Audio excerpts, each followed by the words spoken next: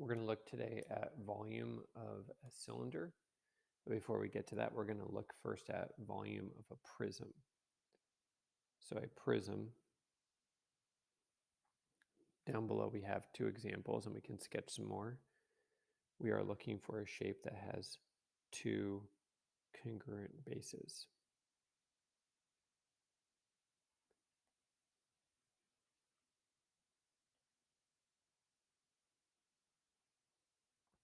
So we could have a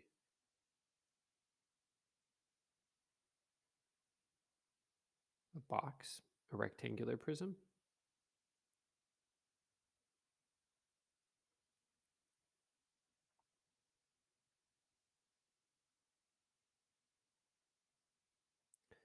We could have a cube with two square bases.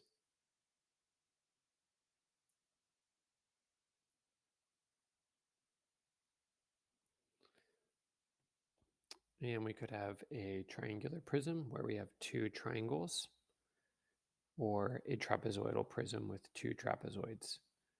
But we're looking for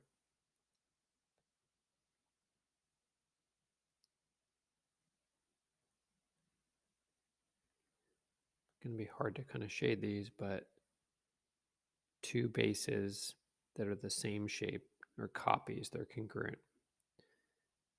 The cube obviously has that one, and these two shapes have it as well. So in order to find the volume, big B is the area of the base.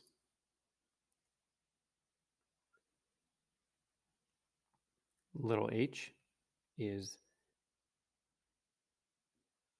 the distance between the bases. So we have to find what the bases are. It might not be what it's lying on. The bases, again, define the shape. Like with number 4, it's a triangle. It's not the rectangle. It's this shape, almost like a Toblerone candy bar is defined by the triangles. And so our volume formula is the area of the base, only one of them. Notice it's not two bases, times the height or the distance between the bases, almost like stacking up the bases like a stack of playing cards, like 52 cards. Find the area of one card and multiply by the height of the cards. And in fact, we could think of this in terms of a rectangular prism, which would be we'd have big B times H, which is length times width times height. And we're probably familiar with this for a rectangular prism, a box, or a cube. And this works for all prisms. So we could even have something that is a hexagonal prism, which I'm not going to draw the rest of it. And this would work. We'd need to just somehow find the area of one hexagon and then multiply it by the height or the distance between the bases. So let's try to put this into practice on the next page. All right, so this is might be helpful to label these. It's a triangular prism. So here's one of the bases, and the other one is hidden back here. So first off, we have to identify that. All right. Next, we need to find what big B is. And we also have to pick a formula. So to find the area of a triangle, it's 1/2 base times height, which is 6 and 6.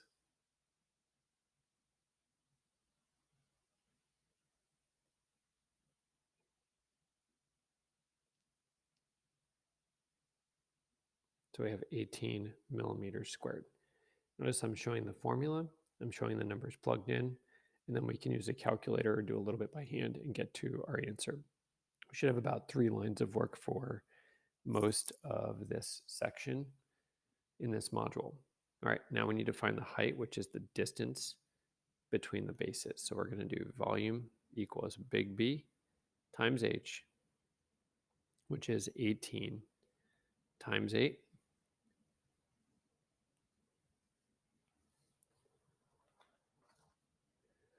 which is 144 millimeters cubed. Again, 3 lines of work. My numbers plugged in, my formula, And my final answer with the correct units. Area is square units and volume is cubic units. This works also for a trapezoidal prism.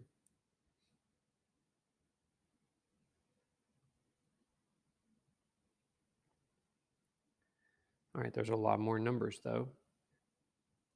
And so we're going to have two parts of our work. We're going to have big B, and then we're going to have this. Now, we already know the height is the 12.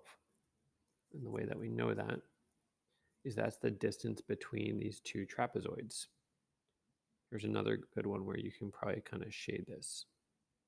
You don't have to, but kind of helps explain what's going on.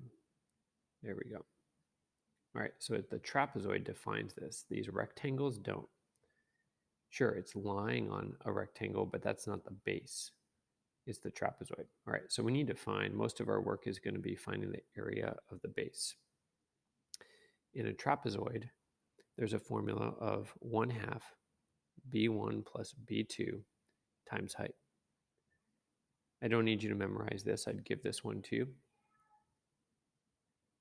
me just a second.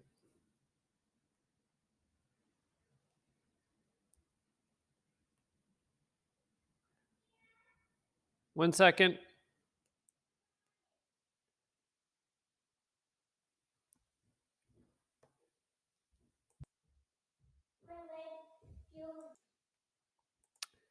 All right, so we have 1/2 b1 plus b2 times height. 1/2, and this is the two bases, which are the two parts. Let's see if we can highlight them or mark them somehow, that are parallel. So we have this one and this one. And so those are 8 and 5. And then this height, I know there's a lot of B's and H's. You got to just focus on the shape that you are working on. And so this height is the distance between these parallel sides. Another option is you could just pull this trapezoid out. All right, so that's 4. So we have, by the way, we either can distribute this or just multiply it times that. 2 times 13, which means we have 26 squared feet.